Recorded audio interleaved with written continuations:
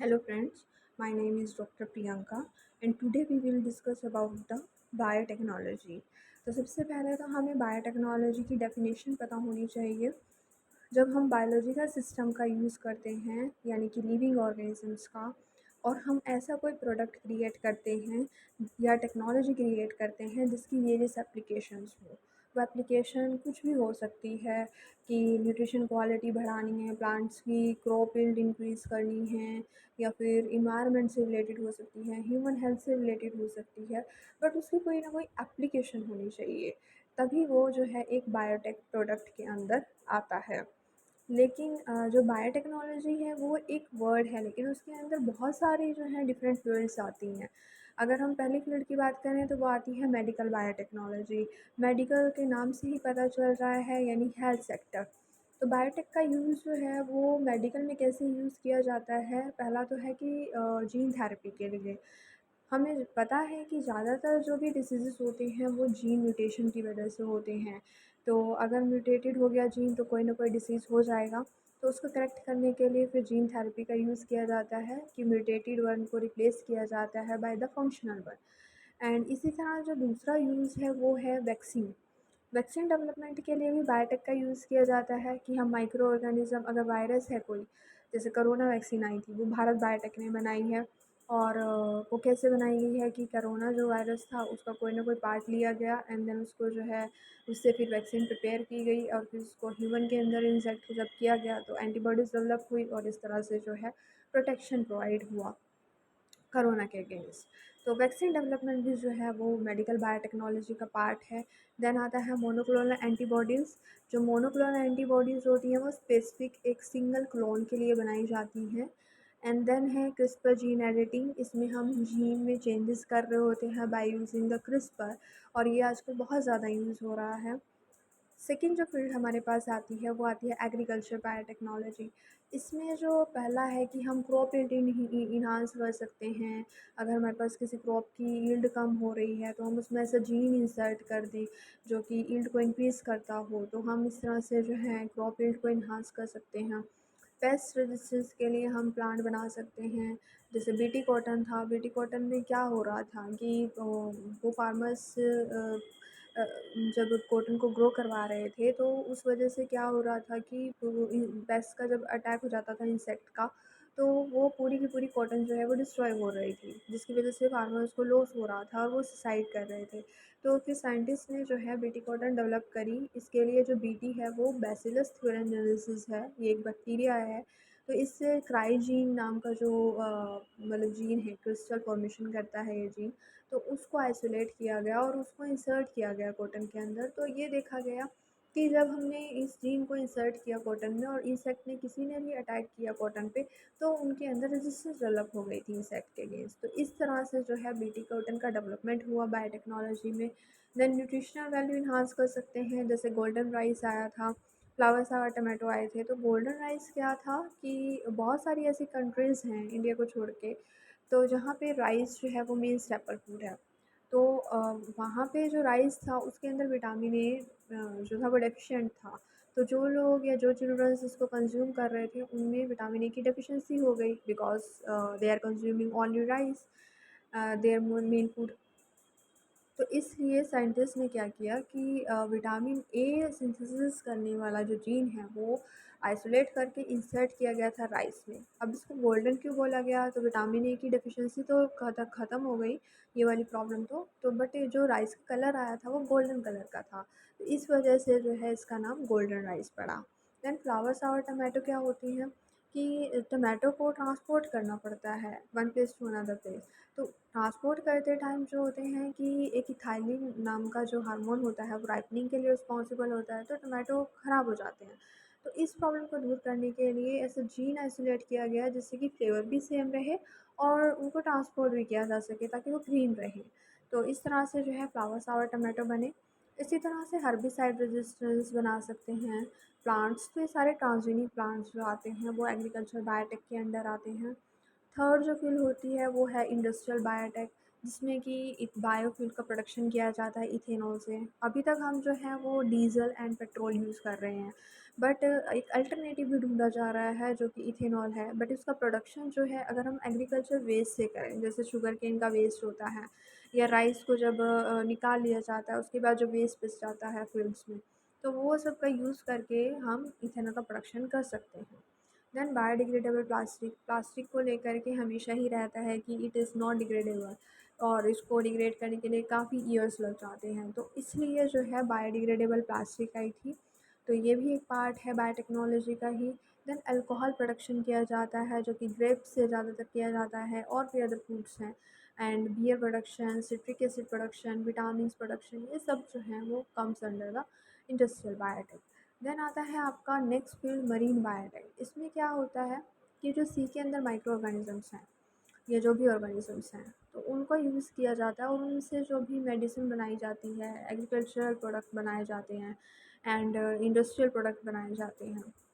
Then आता है bioinformatics. Bioinformatics सभी ने सुना होगा, तो ये बायोलॉजी एंड कंप्यूटर टेक्नोलॉजी का कॉम्बिनेशन है, जिससे कि हम किसी भी जो भी बायोलॉजिकल डेटा होता है जो कितना बड़ा होता है उसको एनालाइज कर सकते हैं एंड इंटरप्रेट कर सकते हैं।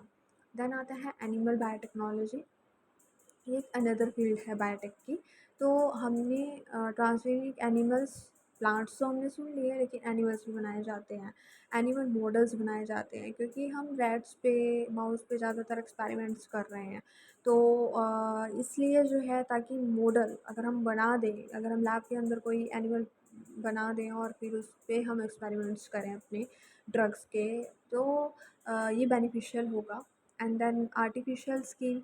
कई बार क्या होता है कि बहुत ज़्यादा बर्न हो गया है और कोई स्किन बची ही नहीं है, कोई पार्ट बचा ही नहीं है जहाँ से हम स्किन ले सकें। तो उसके लिए हम क्या कर सकते हैं कि स्किन सेल्स लेकर के उनको ग्रो करवा दिया है लैब के अंदर और फिर उस आर्टिफिशियल स्किन को आप जो है बर्न एरिया पे लगा सकते हैं। तो ये एक एप्लीकेशन हो जाती है।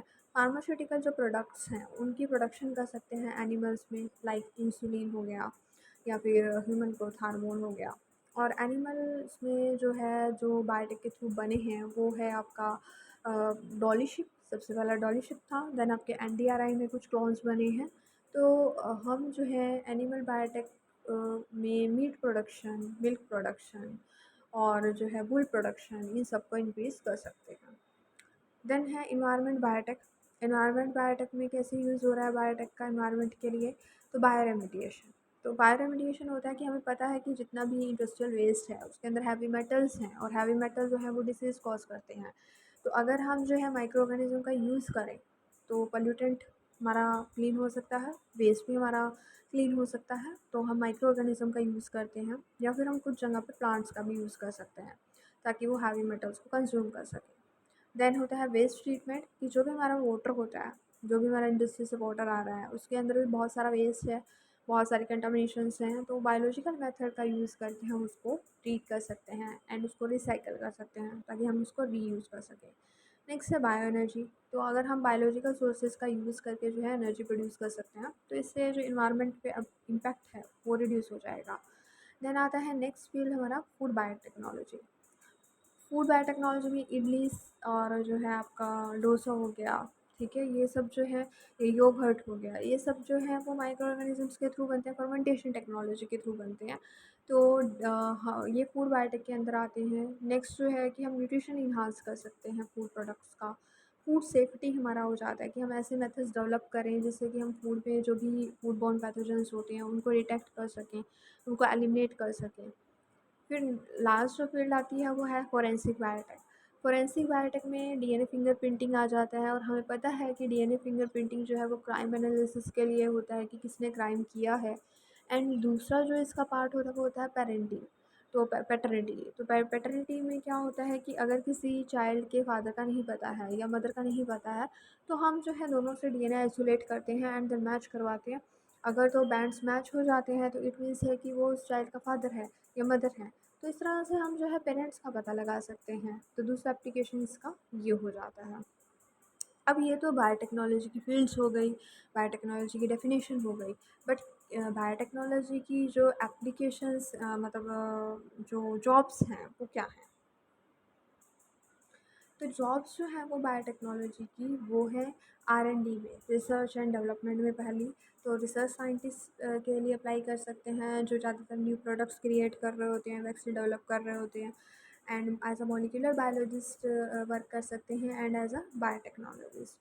सेकेंड जो फील्ड है वो है क्लिनिकल रिसर्च। तो क्लिनिकल रिसर्च एसोसिएट की तरह वर्क कर सकते हैं, क्लिनिकल लेबोरेटरी टेक्नीशियन की तरह वर्क कर सकते हैं एंड रेगुलेटरी अफेयर्स स्पेशलिस्ट जो कि सारे रेगुलेशंस को चेक कर रहा होगा।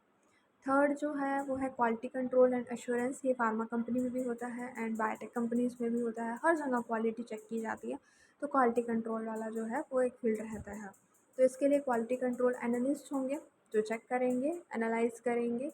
एंड दूसरा होगा क्वालिटी एश्योरेंस मैनेजर जो एश्योर करेंगे उस क्वालिटी को। देन होगा मैन्युफैक्चरिंग एंड प्रोडक्शन।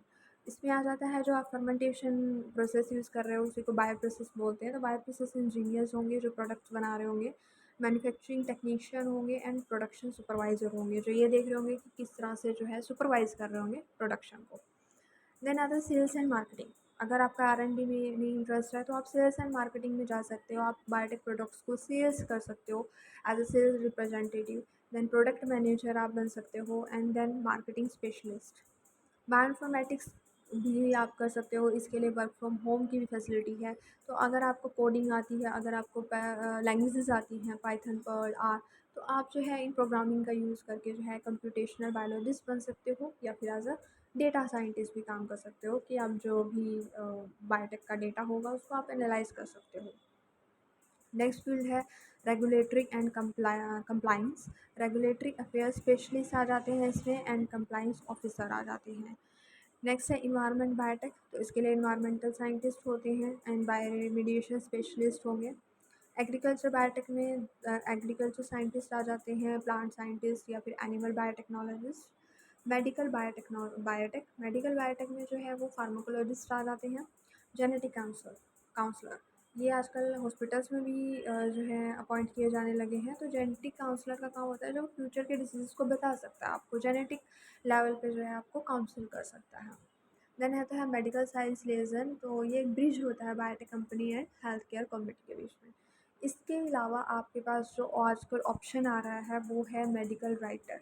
तो अगर आपका राइटिंग में इंटरेस्ट है, अगर आपका रिसर्च में इंटरेस्ट नहीं है बट आप राइटिंग बहुत अच्छा करते हो, तो ये भी वर्क फ्रॉम होम अपॉर्चुनिटी है। आप एज अ मेडिकल राइटर जो है किसी भी फार्मा कंपनी या फिर बायोटेक कंपनी में काम कर सकते हो। तो आई होप आपको मेरा ये वीडियो जो है पसंद आया होगा।